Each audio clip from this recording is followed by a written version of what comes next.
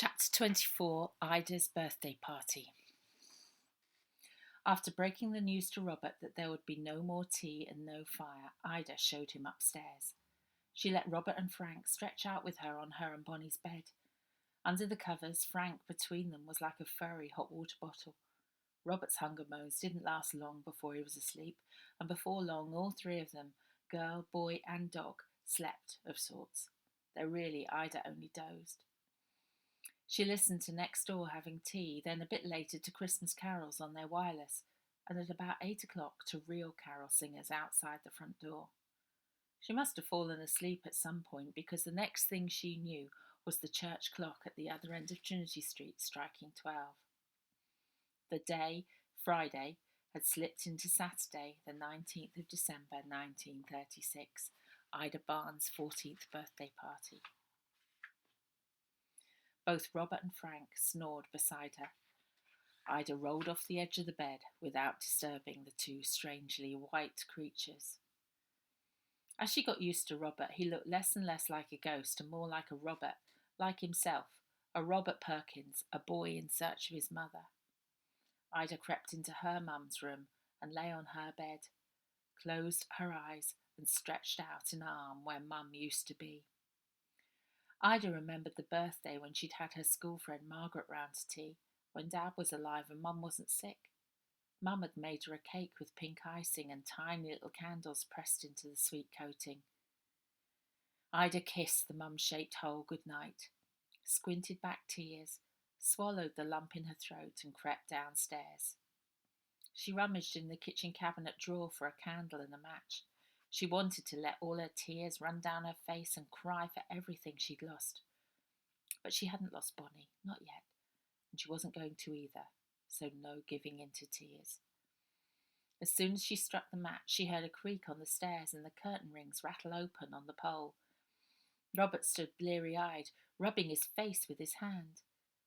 "What time is it?" "It's my birthday," replied Ida, by way of not answering. "We ought to have cake," said Robert. "Missus got tons of it."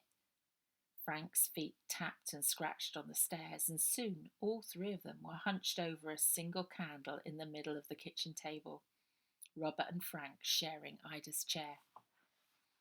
"What time did you say it was?" Robert asked again. "Just gone midnight." "Not long then." "If you call at least 6 hours until the laundry collection, not long." "No, the van comes in the middle of the night. I heard the clock strike 1 when I was in it. Those two stupid brothers sort it out. Mum told me I was stupid, but I ain't as stupid as them." "But you said in the morning." "Yeah, 1 a.m. is in the morning. I knows that." The pain in Ida's heart eased a bit now she knew that Bonnie was within reach. "I think we ought to go now." His teeth chattered with the cold. "Wait, I'll get you something else to put on." Ida ran upstairs and in the dark felt on the back of her and Bonnie's bedroom door for Bonnie's school mac. Then she had an idea. Soon after Dad died, when they were all too sad to do anything else, Mum had put them there.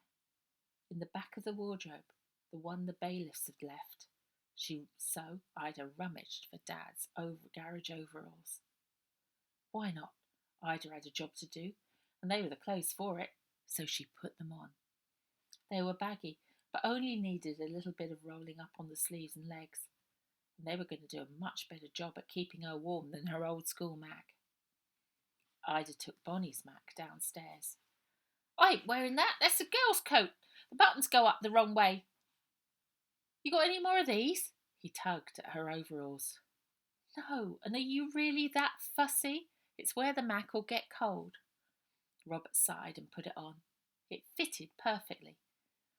Ida leaned over the table to blow out the candle. "Wait a minute."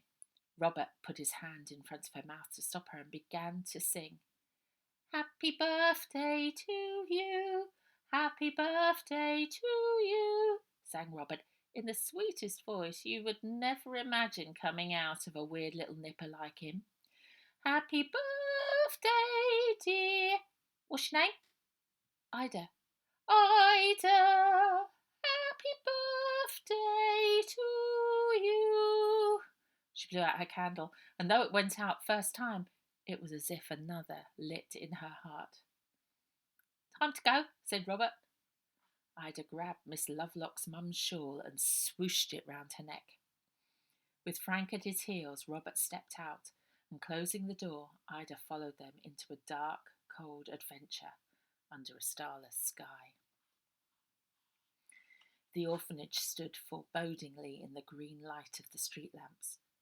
All was quiet apart from their gassy hiss and every now and then an owl.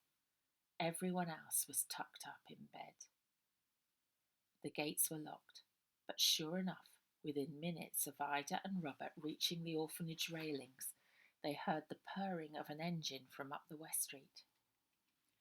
"Quick, in here!" Robert pulled Ida into the tram depot yard next door. "You'll have to hide us. Me and Frank shows up too good in the dark." Ida peeped through a gap in the hedge.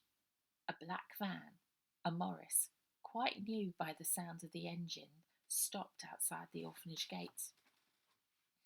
The driver's door opened, and out jumped one of those boys that worked for Mrs. Buller.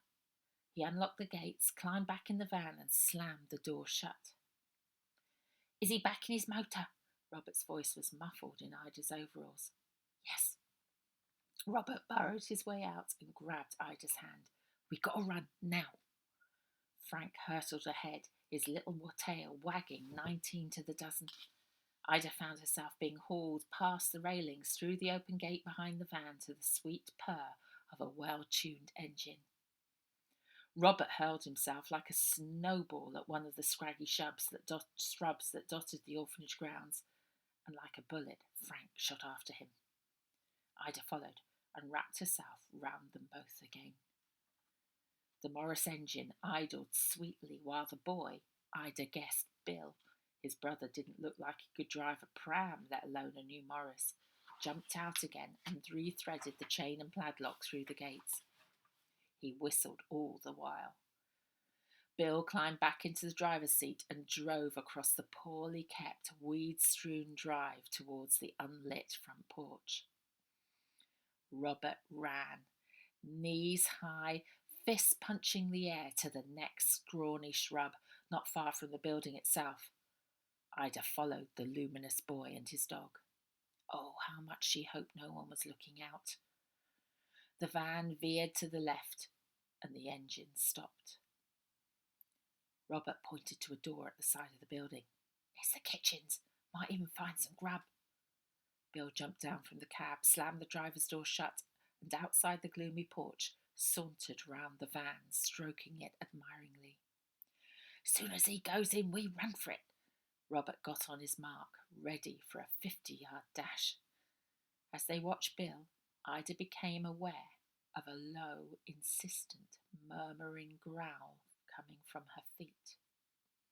Frank, the little white furry bullet, shot out from behind the shrub and hurled himself into Bill as he was on his way into the orphanage through the front door. Bill tried to shake him off, but Frank, tossed this way and that like a killer floor mop, was not letting go. "Get off, you scrawny mutt!" Bill shook his leg, but Frank held fast. "Frank!" Robert pulled away from Ida. "No, let him go!" Ida grabbed the hem of Bonnie's mat, but the mat came off Robert in her hands as Robert held after his dog. Bill grabbed the little dog round his neck. "You little rat!" Robert charged at Bill. "You're the ruddy rat!" He pummeled his fists into Bill's belly. Bill grabbed Robert by his jersey, and before Ida could even think, Blackshirt Bill had boy and matching dog.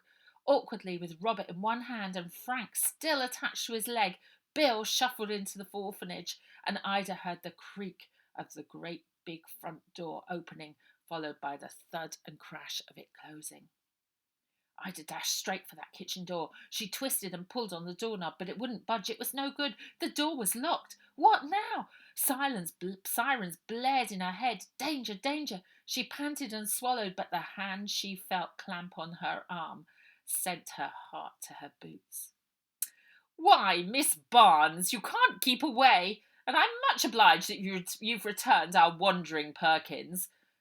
The boldersome Mrs. Buller, her hair flapping in curling papers and wearing a fur-trimmed salmon-pink dressing gown, blocked any escape.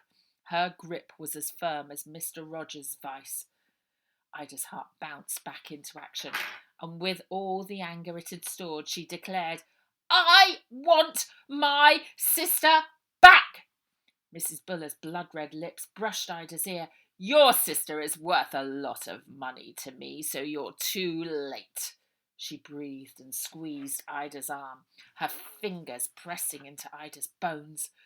"No! Where is she? Where have you got her?" Ida struggled to free herself of the horrible woman, but Ida was locked in iron. The kitchen door opened. Bill stood panting in the doorway with a struggling Robert under his arm, but the only sign of Frank was Bill's ripped trouser leg. The mister's here, missus." Robert's arms and legs flailed octopus-like, but he was as stuck as Ida. "Where's Bonnie? Where's my sister?" Ida tried to pull away again, but Mrs. Buller yanked Ida's arm back. "You are becoming an extreme irritation, Ida Barnes," she said as she dragged Ida into the orphanage. "Follow me with Perkins, Teasdale." "Yes, missus."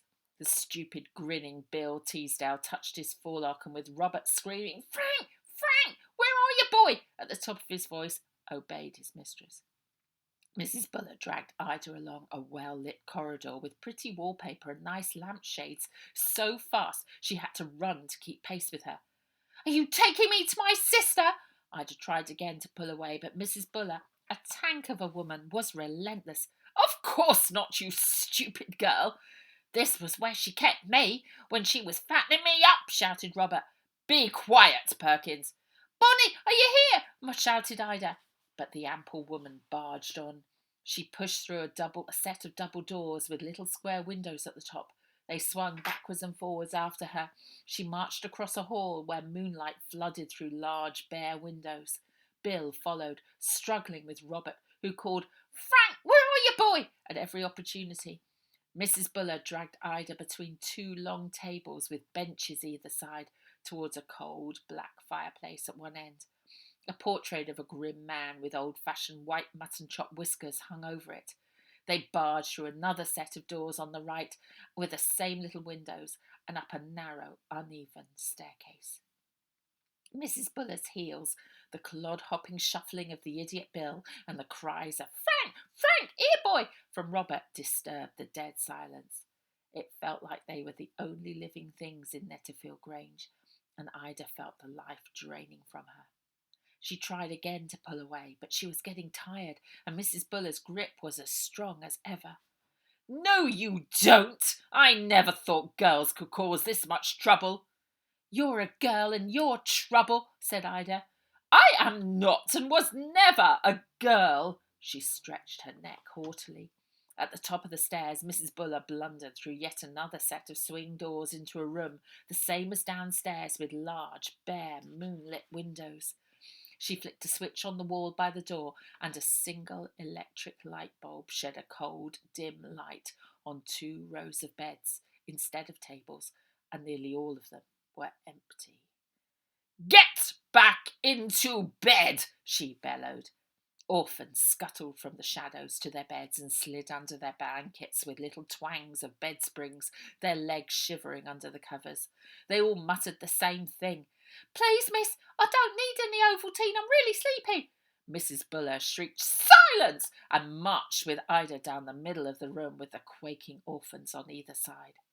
Robert, suddenly and strangely quiet, was scanning the beds. Ida felt so cross with Mrs. Buller she wasn't going to be silent.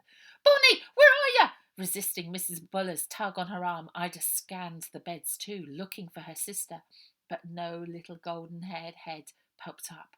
"What have you done with her?" She felt her face puff up with anger at the thought of Mrs. Buller doing anything with Bonnie. "Wouldn't you like to know, Ida Barnes?" Mrs. Buller's voice turned to a sweet gloop, but nasty like malt extract. As the horrible woman thrust her arm towards the next set of double doors, Robert outstretched his to greet a long-lost friend. "Ag!" A little face Ida recognised as the poor bullied girl outside the church ages ago appeared. Aggie's face was peeping out from one of the beds, her finger to her lips. "Here, what's going on?" said Bill, but Mrs. Buller hadn't noticed, and Robert had flopped, a apparently worn out from all the struggling, under Bill's arm again. The double doors swung shut behind them, and they were in another bright corridor.